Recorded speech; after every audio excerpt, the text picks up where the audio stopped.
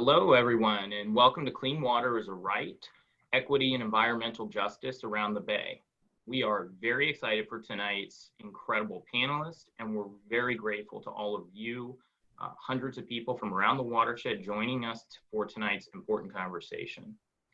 First, just a couple of housekeeping items. We are recording this webinar, which will be made available on our website.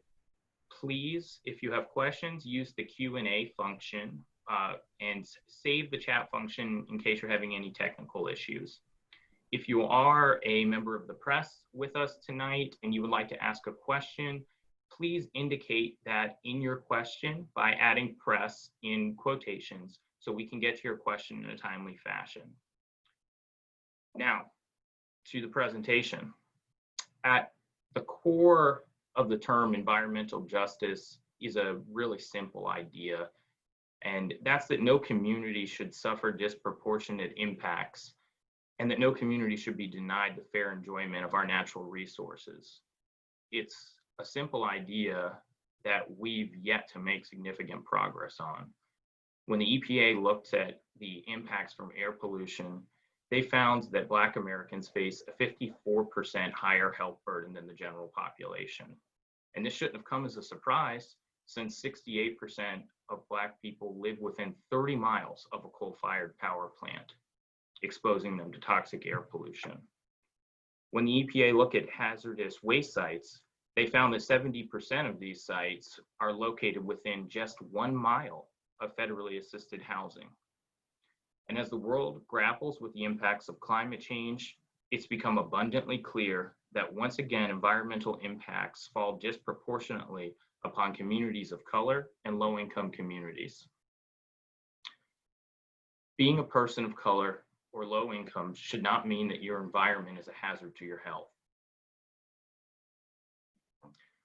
We must do better, but how do we get there?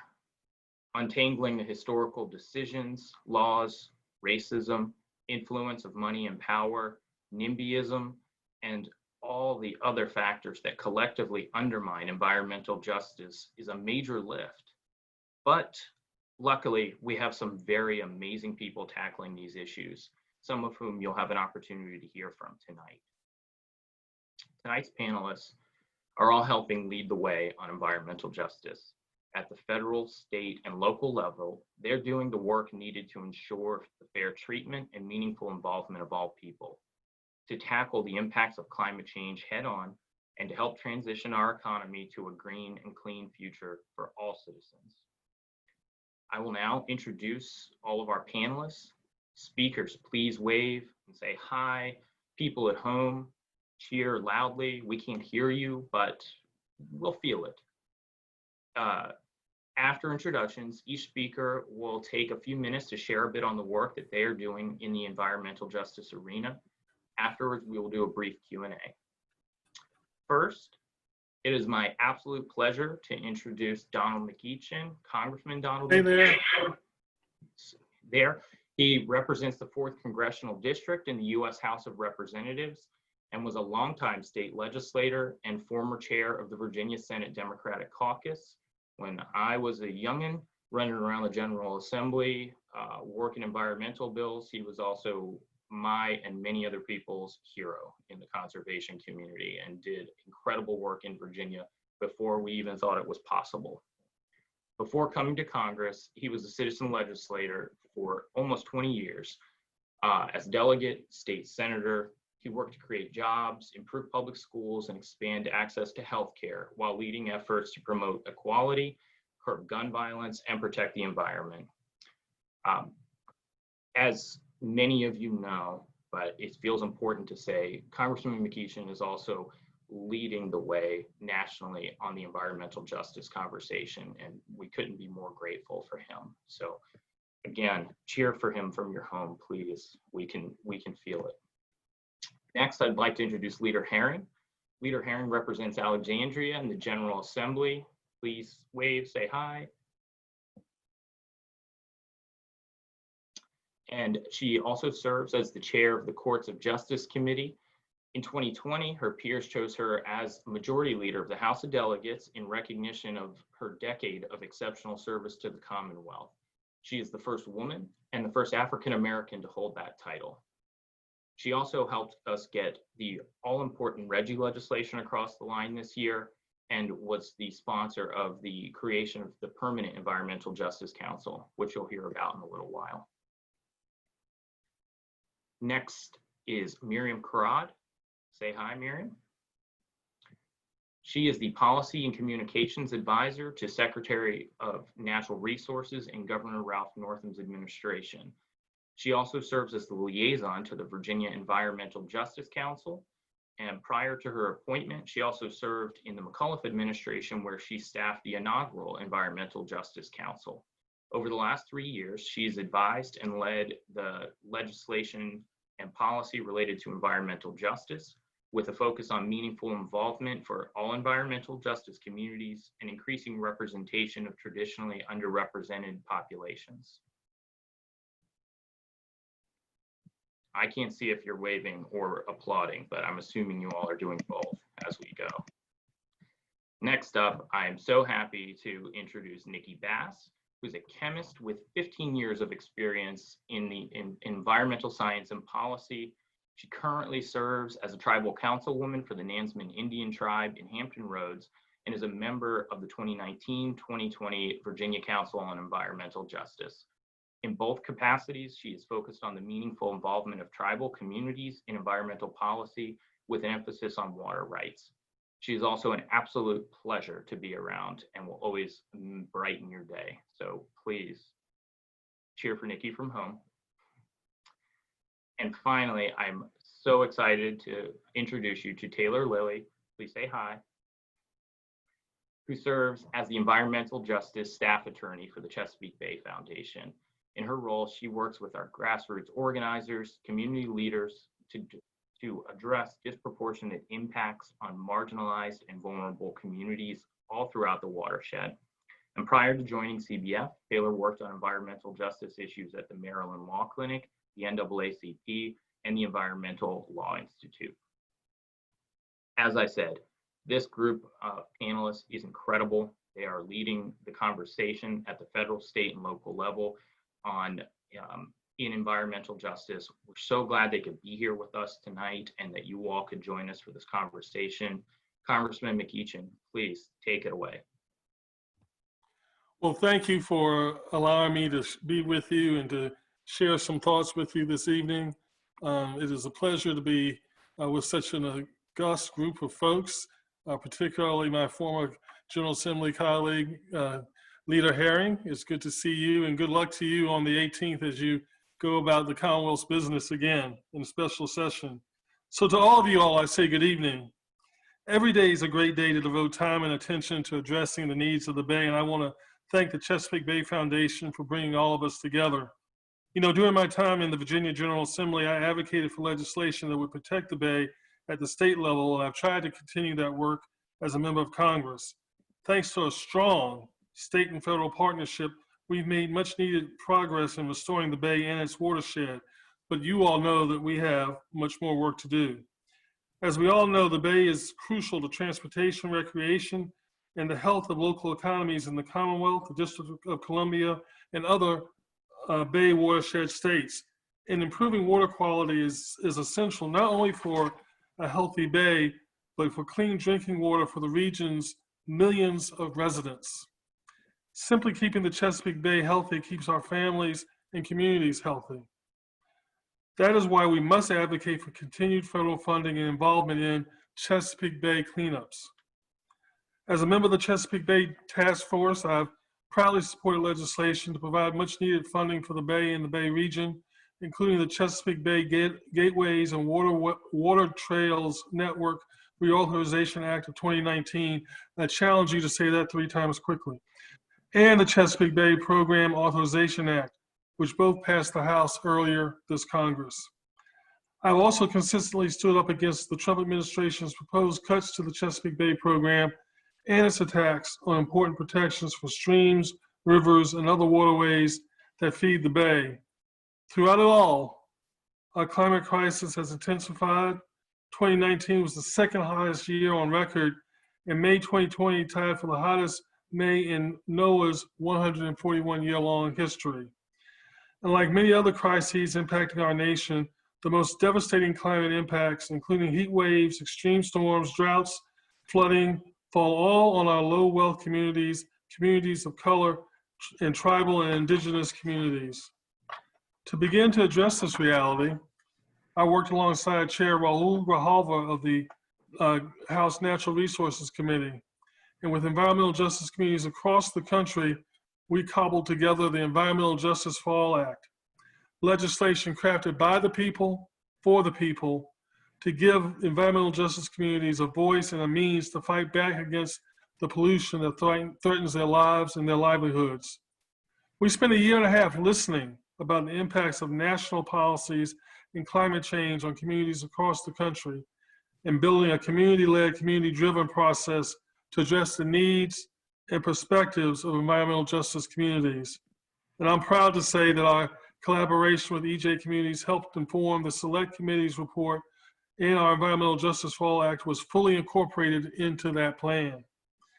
Like the Environmental Justice for All Act, our Climate Crisis Action Plan recognizes that if we're going to achieve true justice in our country, we must take these frontline communities and place them at the very center of our policy making. We must meaningfully involve and value environmental justice communities and ensure that environmental justice is their future and our future. Our climate plan recognizes that climate policy must do more than cut carbon pollution. It must tackle our legacy of environmental racism and build a clean energy economy that achieves tangible improvements in people's lives. The Climate Crisis Action Plan urges Congress to strengthen enforcement of our environmental laws, research and address the cumulative impacts of pollution on overburdened communities, empower EJ communities by creating a private right of action under the Civil Rights Act for disparate pollution impacts, codify the 1994 Executive Order on Environmental Justice and Federal Interagency Working Group on Environmental Justice, prioritize frontline communities in new federal spending to deploy clean energy and infrastructure, and does more to address the historic shortcomings of federal climate and environmental policy. You know, folks, together we can ensure a brighter, more sustainable future for Americans across our country while delivering the justice to communities that have long been denied such justice. I look forward to being your partner and continuing our work in this regard. Good to be with you this evening. Great. Thank you so much, Congressman. Leader Herring, love to turn it over to you now. Thank you so much, Jay, and I'm so glad to join everybody here today. You know, my interest in all of this actually just comes, and I sort of like, I was reflecting on this, sort of like having a seat at the table. I was certainly not one that anybody would envision would be serving in the General Assembly in 2009. I was just reflecting when I ran, people, you know, said, well, you know, what are you thinking about? It's not, I was told it wasn't your turn, but that's okay because of my background and why I thought it was important to run. You know, I was homeless at the age of 16, and policies were being fashioned, but not giving any consideration to children who had sort of the life experiences that I had, and that's why I decided to run. And why, and I share that with you because that's why the Environmental Justice Council bill was so important for me. I had introduced it for many years and was so glad to see it pass this year, and this is why. It provides a seat at the table. Minority communities are often, like you said, Jay, at the beginning, disproportionately impacted on when it comes to pollution or decisions that companies make, and that's not good. And you know, minority communities, just like any other community, have children, and when it comes down to it, I mean, that's my major focus is what happens to children when they are breathing unhealthy air and drinking unclean water. Having an Environmental Justice Council gives people a seat at the table, those communities who are often ignored because, you know, heck, you know, decisions are made, they're not in one's backyard, there's often not much consideration by policymakers. And I think that this is just a historic thing that happened for Virginia, as well as I worked on a bill regarding the RGGI bill, the Regional Greenhouse Gas Initiative. And I will say that It was an uphill climb, but so important. And I'm so glad after years in the General Assembly, we introduced that bill and it just could not make it. One time we even tried to put it in a budget and it just wouldn't make it. And why is that important? I think, again, is providing somebody, people, a proverbial seat at the table. Reggie does a couple of things that I think are important, which is energy efficiency, investments in low-income neighborhoods to make sure that people's homes are running efficiently. Of course, it's going to help them save money in the long run. Also with our coastal flooding in Virginia, the money that's raised is help, but through the Reggie program is to help with coastal flooding, and that is a serious issue that we face in Virginia. So I would have to admit, I will share with you all, in 2006, I did a program called Sorensen.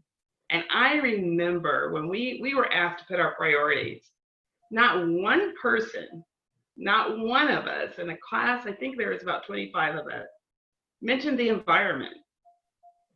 That's pretty amazing. And now the environmental causes are at the forefront of everyone's mind. So again, I'd like to thank the Chesapeake Bay Foundation, everything that you all are doing and just bringing to light the importance of the environment. It impacts everything, not just health, but our economy, how strong we can be. And I thank you all for everything you're doing. I thank those who are watching us for your interest, because this is something that we have to keep working on and keep moving the ball forward so that we have a strong environment for our future generation. Thank you so much for having me. Thank you so much. Miriam, you are up, and the floor is yours. Good evening.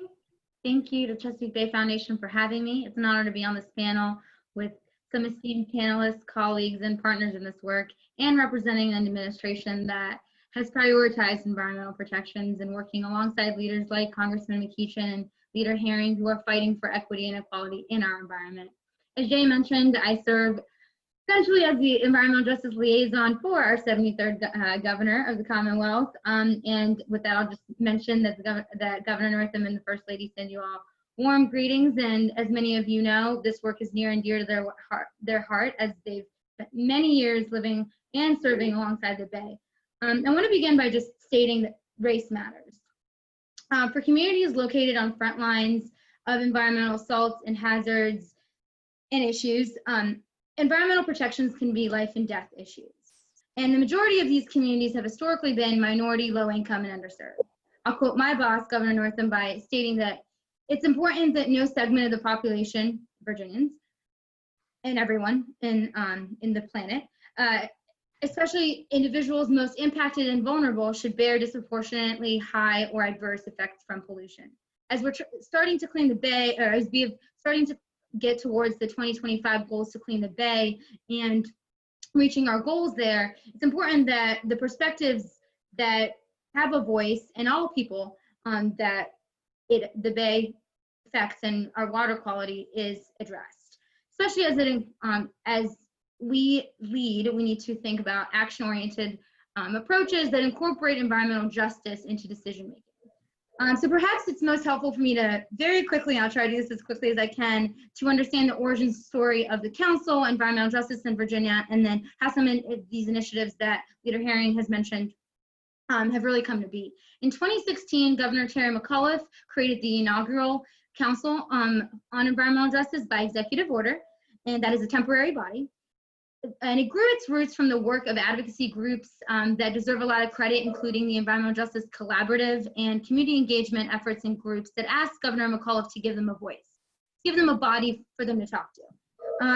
The first task really was for this inaugural council was to review Virginia's considerations to join the regional greenhouse gas initiative, which Leader Herring mentioned and very eloquently said what I was like going to give you scientific words about, but it's essentially just a collaborative effort among 13 states aimed at combating climate change and reducing carbon pollution. The council did just that and really gave an environmental justice lens to some of this work. So this is why you get legislation that considers the topics, energy efficiency and addressing income levels in a manner of that. So to say, the seeds were planted. Addressing environmental justice has been and continues to be a focal point for our administration, and because of this, Governor Northam continued Governor McAuliffe's counsel through his first term, and through issuing Executive Order 29, which established another council essentially in January of 2019. Executive Order 29 was intentionally more specific and identified issues including climate change, water quality, clean energy, and outdoor access for consideration by the council. Providing increased access to decision makers, fair treatment, and meaningful involvement have been the focal point. At this point, a lot of this work has been about infrastructure and setting the stage for legislation and policies in Virginia. Recommendations from the EJ Council have included a permanent council, which we were able to deliver on thanks to Leader Herring and a lot of the work that has been done before.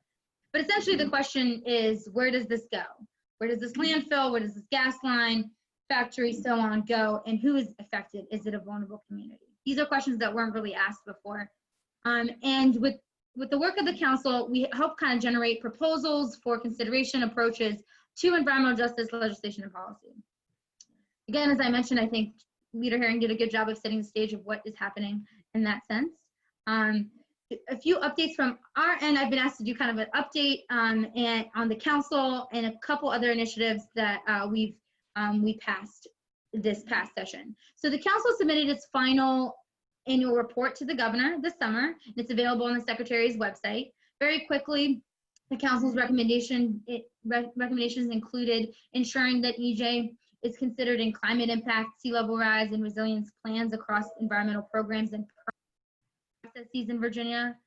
It supported Virginia's participation in the Transportation Climate Initiative and continued work to provide equitable access to clean energy and efficient transportation choices for EJ communities. And I think Congressman McEachin touched a little bit about how that so much intersects transportation, and especially in that area, the water quality and so on.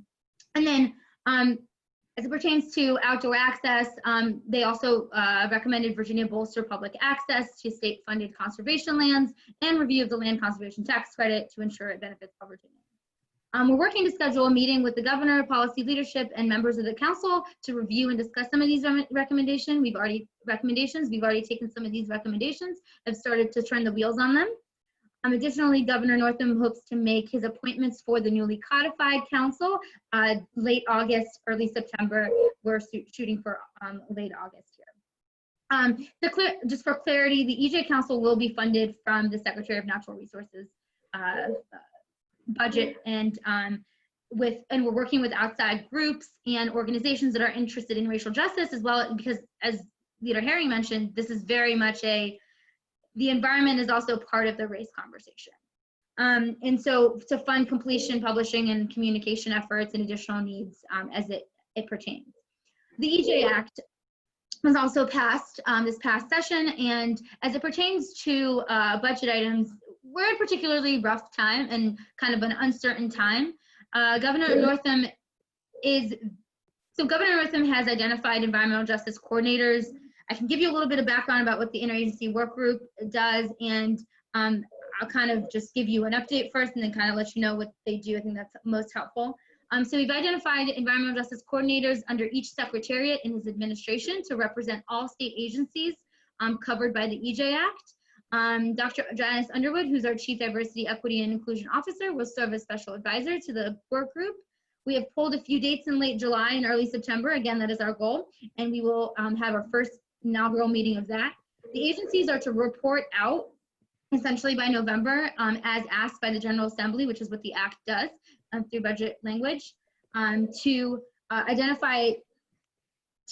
identify currently what they're doing to integrate EJ into their work, identify gaps and programs associated, and give, if possible and applicable, an estimate of costs associated with implementing environmental justice in their agency work groups, or in their agency work.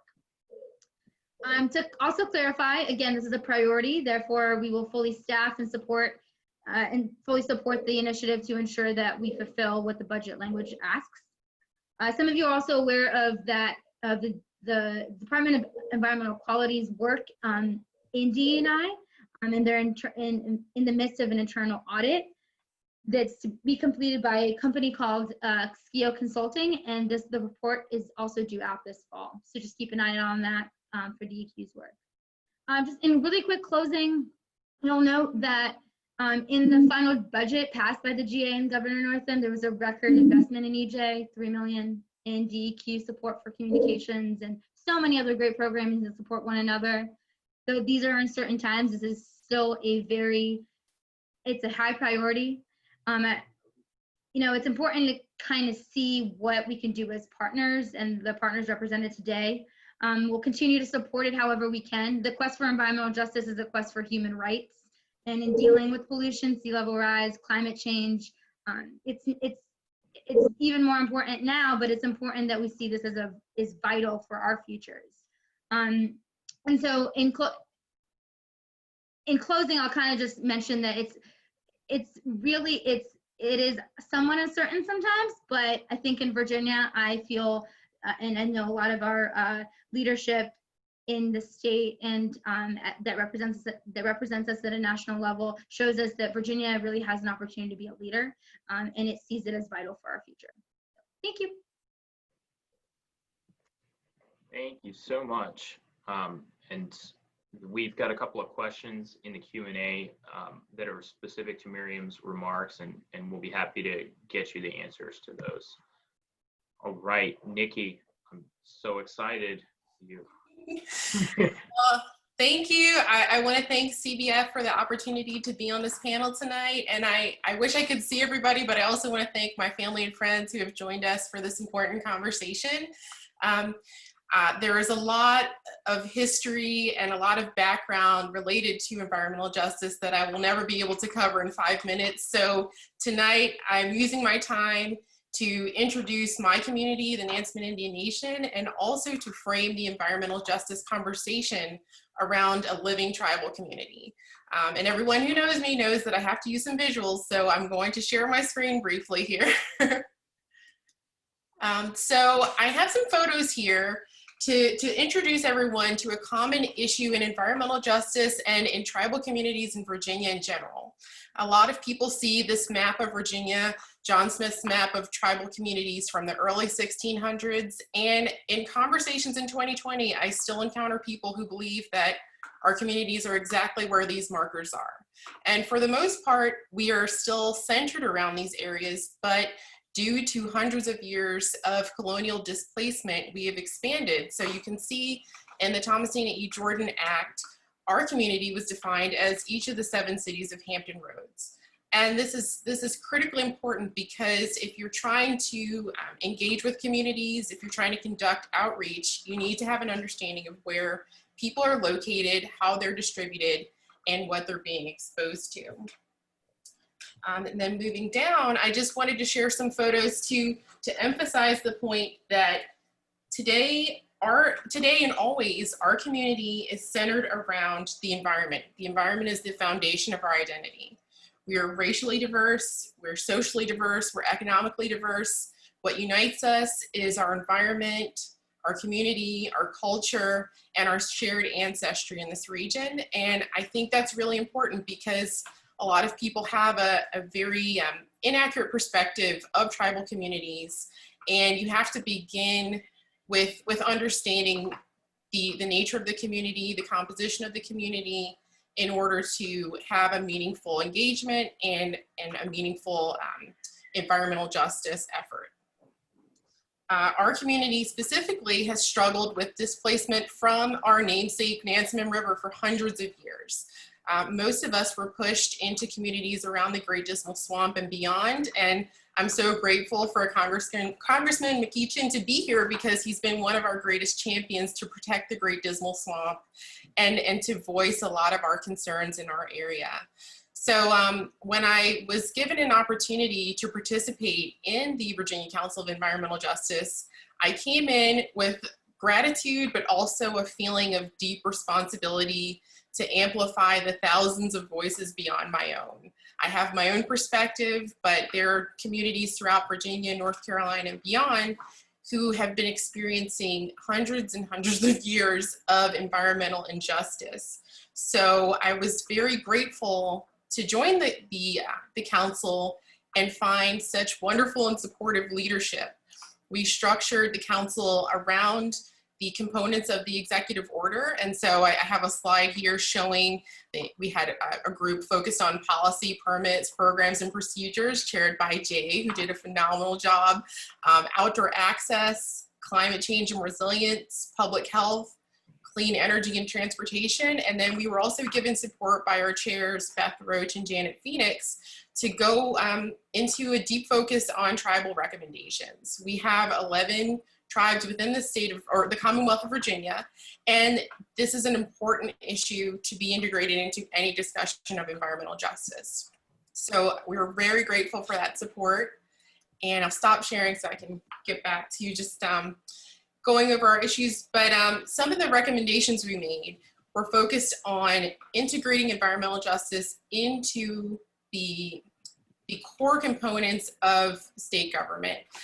The 4Ps group looked at setting criteria for participation in work groups and advisory boards so that we don't have imbalance and so that we don't leave out important environmental justice communities who are most significantly impacted by what's happening. And we also looked at how to develop grant programs to increase outdoor access, to improve education, and also to develop meaningful partnerships across parts of state government so that we can create some synergy around environmental justice. Lastly, I would like to say that at this time, as we're dealing with the pandemic, a lot of tribal communities have had to cancel events, stop normal programming, and completely refocus our efforts to things that we can accomplish under quarantine. And I'm happy to say that despite our struggle with being apart, we are trying to use this time to educate our community and build some momentum by refocusing ourselves on our environmental issues and try to just have some strength within our community to advocate for ourselves. So I'd like to say, for my time here, everyone please follow our community, follow the tribal communities throughout the region, and see how you can become an ally to support us and to amplify the messages that we're putting out about the issues that are happening to our local environments. Thank you so much, Nikki. Just a reminder to folks, please use the Q&A function if you have any questions. We will make sure they all get answered, but just keep them out of the chat if at all possible. Finally, we have Taylor Lilly from our own CBF, which I'm so excited to hear about the work she's doing right now around the Bay watershed. So Taylor, take it away. Thanks, Jay. And good afternoon, everyone. I'd like to echo my fellow panelists and say thank you for joining us. It's always great to have these conversations and be a part of such an important movement. I hope you'll all indulge me in a little bit of a story time. You see, I joined CBF in September of 2019, and I'm coming up on my anniversary, so I thought it'd be fitting to tell you guys the story of this past year. When I started at CBF, the first thing that my boss, John Mueller, the VP of Litigation, asked of me was that I come to a rally that first weekend in Buckingham County, Virginia.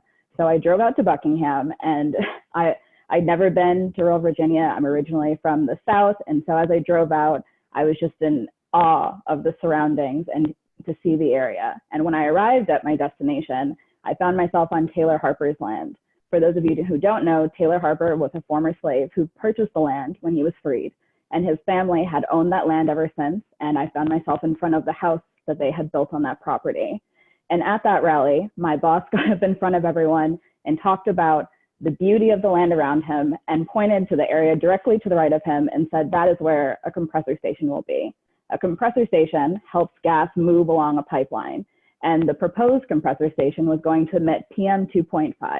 For those of you who don't know, it's a very small particle that is particularly harmful for African Americans because of the way that it's taken up and because of respiratory diseases that are often found in the community. And not only did my boss get up and speak, but I also heard from Ella Rose, who found out that this compressor station was going to be built when she said that she woke up one morning and was very strangely not greeted by the sounds of birds singing outside her window, but to trees falling. And so it was with that background that I realized what work I was coming into. Also at that rally, I met Barbara Adams. And Barbara, I don't know if you're listening, but this is your spotlight. And she asked me if I'd ever heard of Charles City County. And she said, I work with a group called the Concerned Citizens of Charles City County, and you should really take some time to learn about them. And so I wrote it down in the notes of my phone. And from that place, I left ready to learn more about Virginia and the work. In October of that year, my boss, John, then with our partners at the Southern Environmental Law Center, argued before the Fourth Circuit. In that case, they asked the Fourth Circuit to encourage the company to use better technology, cleaner technology, and to meaningfully look at the community. And in January, to all of our surprise, they responded in the affirmative and said that environmental justice is important. It's a part of the consideration when we operate these facilities, and it's integral to the consideration. Not only that, but the company did need to use better technologies. And so that win very much motivated me, because environmental justice can be a really beautiful thing, because people come together and they have these conversations and we fight for a better future, but it can also be disheartening. And so to have that win and to have that language that changed my perspective on the way that we can do this work and how we can move forward and just how much we can push those boundaries. Looking back to Charles City County, after I talked to Barb, I set up phone calls with everyone, because one of the most important things of environmental justice is listening. I know that we go through all of this school and we learn how to be smart so that we can say all the right things. But if I learned anything, it's that every time I walked into a room ready to say everything, all I did was, end up with my foot in my mouth, because I didn't know exactly what I needed to hear and I didn't know exactly what was wrong. So after listening to the residents of Charles City County, I learned that they were excited to be home to not one, but two natural gas-fired power plants, C4GT and Chickahominy, together making them the 5th largest power plant in the United States, 1.1 miles away from each other in a rural area of Virginia that had no state need for this energy, and the plants had no plan to give them the energy. So I, like most of you and like the residents, was confused. And so with that, over the next few months, we engaged on both of these plants, trying to find a way to change the story. And as we went along, we found out that in order to make these plants run, a pipeline was going to run all the way through the state of Virginia, heading in Charles City County and in Chesapeake. Of course, unsurprisingly to no one, but disappointingly to everyone, impacting marginalized communities. So in March, we said that we intended to be a part of the record and to develop it for environmental justice. At that same time, Leader Herring was introducing legislation and fighting for legislation that gave us the ability to think outside the box in terms of how we talk about environmental justice. So we had a definition for environmental justice when we went to the State Corporation Commission. We had an idea of what the Commonwealth wanted when it came to environmental justice, and we had an opportunity to make it an integral part of the way the State Corporation Commission considered that pipeline. And so in May, we went before the Corporation Commission and showed all of the ways that VNG had failed Virginia Natural Gas and behind the pipeline to consider environmental justice. And because of that, we can't say if it's the first, but it's definitely rare. The State Corporation Commission came back and conditionally denied VNG's application, saying that they needed to have better funding, largely because C4GT had somehow failed to come up with the money to be a part of the project at that point. But more importantly, said that if they were going to go forward, if they wanted to do this work, they needed to show a complete analysis of all of the environmental justice work that needed to be done in association with this case, and that they would comply with them. And as this all was happening, I can't forget to mention Congressman McEachin's Environmental Justice for All Act came out. And it was particularly fun because there was a new platform called Popbox, I don't know if you all heard of it, that allowed people to comment on it. And so it was just another example of the way that even though we're in these traditional spaces of power, and I may know my mom is very proud that I'm a lawyer now, but we have to come back down and remember that environmental justice asks us to be collaborative. It asks us to set aside ego, and it asks us to think of new ways to involve each other. And that platform and that bill, which we're all rooting for, we all hope for, really changed the perspective. And so we're now at a particular milestone where in June, in July, after the argument, after the advocacy, after the input, the Atlantic Coast Pipeline was canceled. And we can't say how much we jumped up and down, but it was just another example of how when we all work together, amazing things can happen. I know that pipelines in America are seen as sort of an impending force. You see them probably, you assume that they're going to happen and that there's nothing you can do but scream and yell at the top of your lungs, but so many of us screamed in so many different ways. And it really changed the outcome, not only for communities in Virginia, but throughout the East Coast. And I think that that's the story of how the work that we're all doing and the way that we move forward. And I'm particularly proud to be part of an organization that has grown with me and shown me how we can work to change the legacy of environmentalists. When I started this work, I learned it just as the environment, just as the resource, just as the green and the plants and the animals. That was the end of it. And when I came to CBF and I heard Save the Bay, I wondered, well, where does the bay end? And CBF has responded that the bay does not stop at the shore. It does not stop at the wetlands. It extends up to the communities, and we speak for them as well. And we have been working with all of our partners, all of our departments, to figure out exactly what roles we can play. And so as we look forward to another year, hopefully an equally eventful year, we're going to continue to see how we can listen, how we can be innovative, how we can be creative. And I'm thankful not only to CBF, but to everyone on this call who, while I was learning to be an environmental justice advocate, were pushing me unknowingly, but very helpfully to see what we can do and exactly what is possible. Because I can tell you now that when I first started this work, I wouldn't have thought that there was going to be an environmental justice council. I wouldn't have thought that there was going to be an environmental justice definition. I wouldn't have thought that, and that an energy regulatory body was required to consider environmental justice. I wouldn't have thought that cumulative impacts could be a part of the Clean Air Act and the Clean Water Act, just like the Environmental Justice for All Act suggests. And so again, thank you to everyone on this panel. And I will selfishly thank CBF for giving me the opportunity to do this work. And my biggest thank you always is to the communities who have trusted us to speak for them, to do this work, and who have encouraged us to fight and have given us just the most support as we go through it. It can be hard, it can be disappointing, but the community is always there to advocate, to fight, and to give us the energy we need, because although we're fighting for the ultimate goal of environmental justice, they're fighting for their lives and their homes. And so it's always inspiring, and it's a mantle that I am proud to take up, and I'm so proud that my organization has taken it up as well. I hope you're all applauding at home. Wow.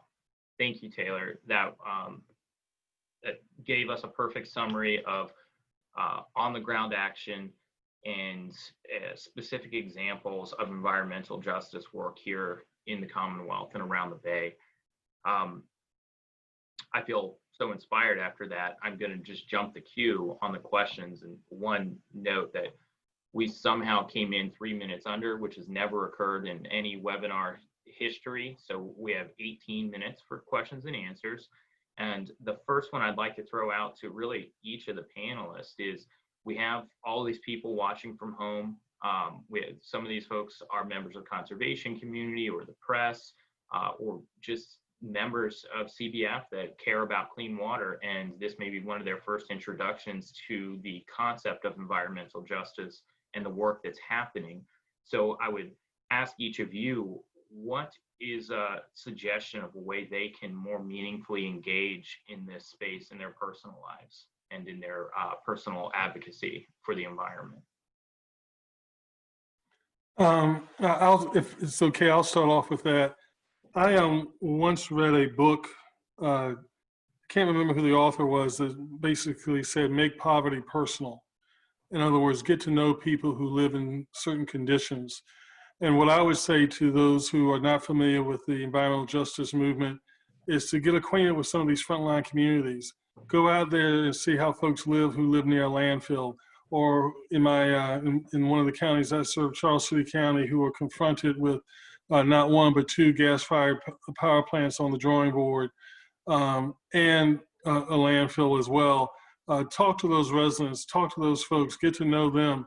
They're easily accessible. These are, these folks all are God's children. They're the salt of the earth, and will be more than happy to share with you their experiences.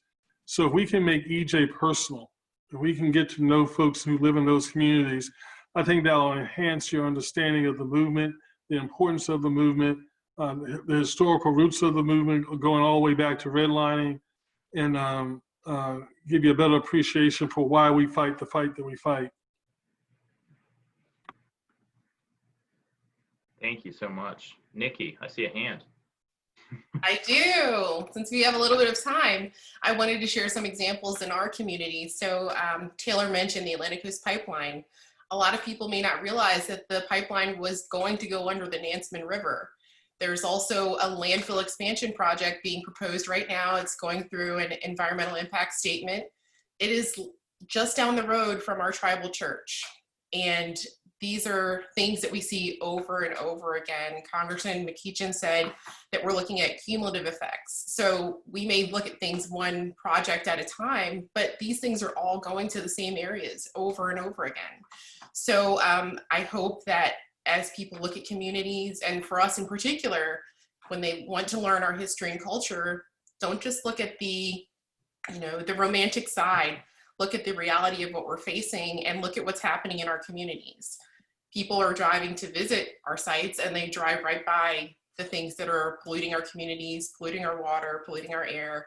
And I hope that, as was mentioned, that people start to make it personal. I just like to, oh, sorry. No, go ahead, dear. I just like to add, I think it was my second year in office. We actually had an issue near me with a preserve, and it was actually children who were fighting against having a road come up 95 and spill over, and actually it would impact the preserve. And I would actually say support this new generation of leaders that we are seeing who are out there advocating for environmental justice and for the clean air and clean water. There were some adults who supported them and who amplified their voice and made sure that they got to the council hearings. And their movement, actually, it was absolutely wonderful to see because it made an impact and made people pause and stop. And I think what we're seeing is a good thing is that the generation behind me, or a couple generations behind me, are becoming stewards. They are becoming the advocates. And stepping up to the plate early. So I would say anything that you can do to support those children who are starting to become advocates for environmental justice and nurture that. Yeah, I'll add that I think being educated in a lot of this space, as I think Taylor mentioned, is just listening. And so to whatever extent you can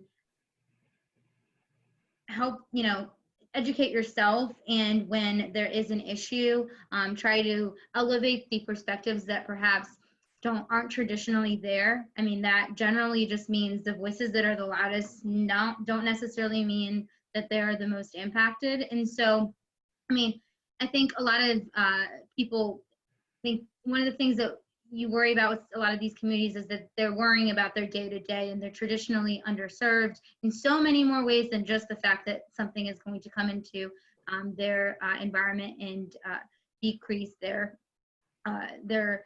livelihoods in so many different ways. And so, if someone's worried about, the very basics, sometimes it's hard for them to get a voice. So it's searching for ways to, whether you work in state government or you work to support and advocate for certain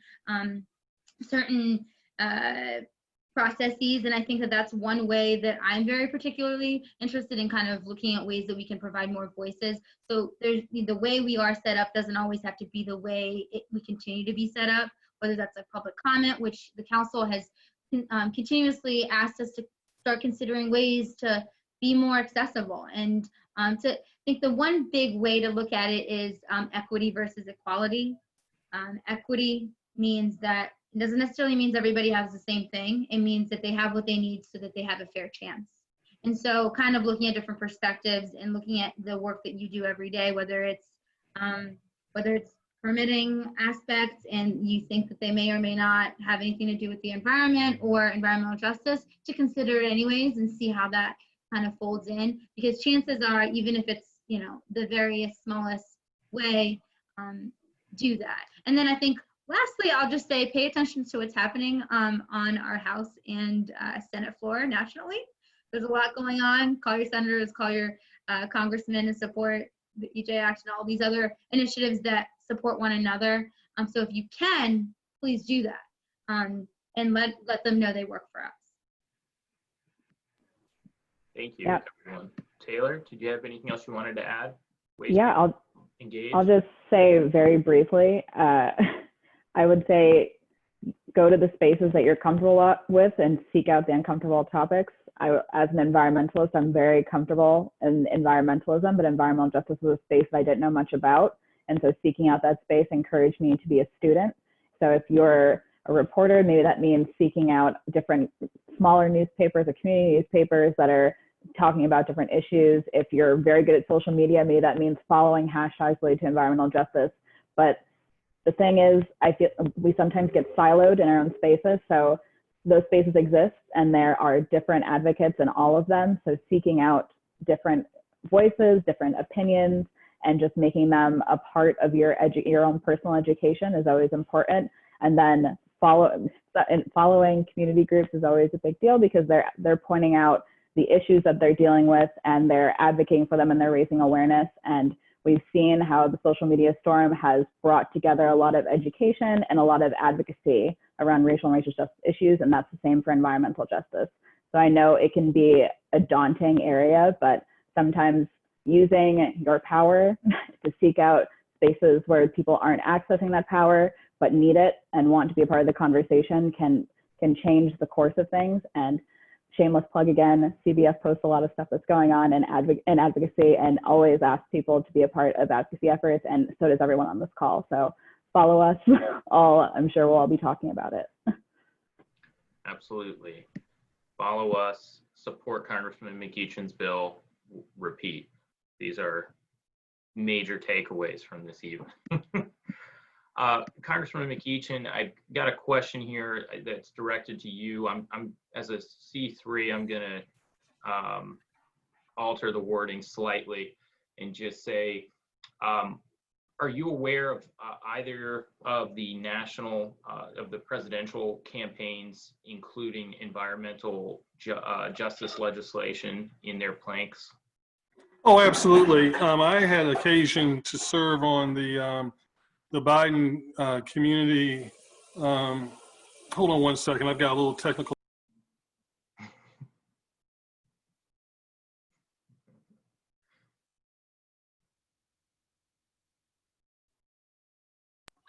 I apologize.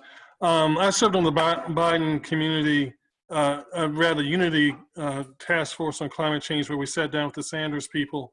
And he actually, we got together to come up with a plan the Democrats could agree on as far as the environment was concerned. And they actually took the Environmental Justice for All Act and made it the very centerpiece of that plan, because they understand that without solving EJ issues, you're not really addressing climate change. Without making sure those frontline communities are empowered to protect themselves and to enact certain reforms, without looking at things like cumulative impact, you're never really going to solve the problem. And so I'm very proud of the work we did there, as well as on the Select Committee on Climate, which was chaired by Chairwoman Castor. She also served on that Unity Task Force for Vice President Biden. So it's no coincidence that her plan looks a lot like his plan, both of which put EJ at the very center of both of those plans. Thank you. We have a sort of technical question, and if anyone wants to answer it, they can. If not, we'll be happy to get you an answer offline. But the question is, are there any examples of trying to incorporate environmental justice into environmental impact statements? One of the things that the Environmental Justice for All Act calls for is before any action is taken, that the government, through NEPA and through other tools that it has a serious good faith conversation with the communities involved. That might not get to as deep a level as what the question demands, but it is an initial step in that direction. Yeah, and I'll also add that as we move towards a lot of this, you'll note that part of the legislation that also passed was a DEQ mission statement, and changing that to incorporate climate change and environmental justice, and as You know, several people mentioned, we also have the environmental justice definition, which actually Virginia modified a bit with, as it pertains to the EPA definition, added accessibility and disability into that statement to be a little bit more inclusive. So there's probably a little bit more, probably a lot more examples, and there's more to come. Part of the EJ's Act statement and kind of some of this interagency work group that will be unveiled will be what are some opportunities. There's several agencies and mission statements that mention it, but not particularly as we have defined it and how we want to move forward. I'd also add for environmental impact statements and tribal communities, it's important to engage as early as possible. And I think another background best practice is to have a standing relationship with tribal communities. A lot of times tribes are receiving thousands of emails, and the notification of an EIS may just go into a pile of 100 coronavirus emails or whatever else is happening. And in order for us to manage these competing priorities, it's good to have relationships with agencies and to be able to talk about these things and to seek guidance. There's a learning curve for every project that comes through. And so engaging early is the best thing to do to help tribes have a meaningful involvement, and also to give the information that will help, help others be responsible to the community.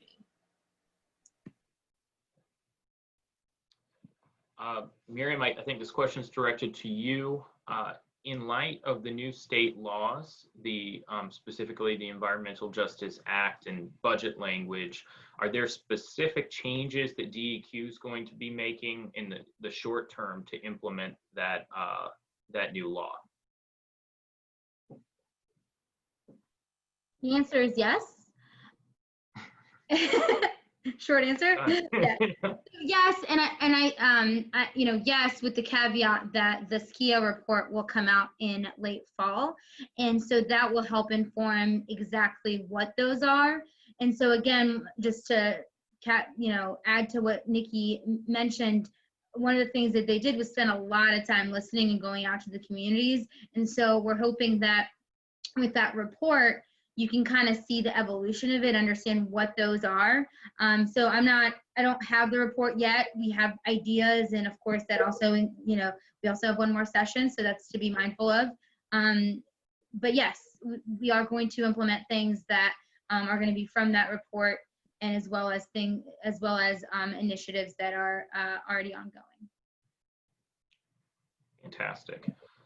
We have a question I think many of you have already sort of spoke to, but since it's so pointed, I'll go ahead and throw it out there, because I know this is a conversation amongst a lot of conservation groups that are trying to be more authentically and meaningfully in the environmental justice space.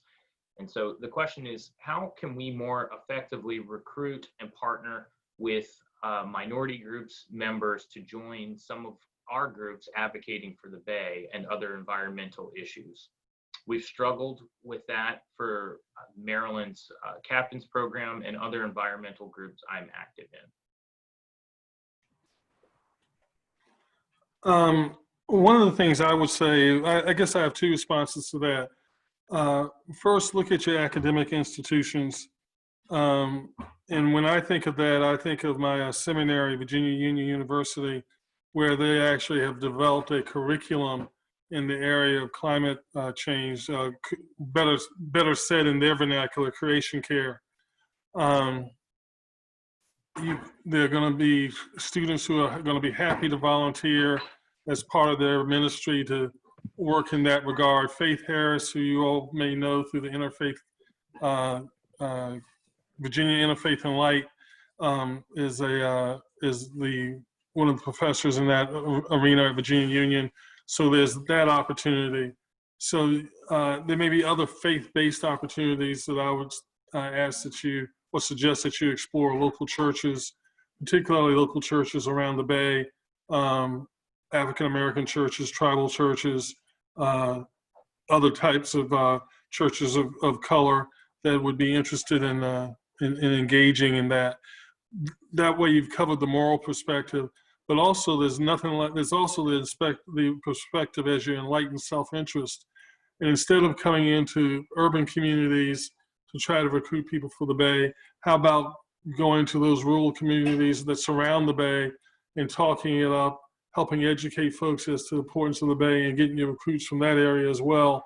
So you've covered moral through faith-based, and you've covered enlightened self-interest by getting your neighbors involved. That would be my suggestion.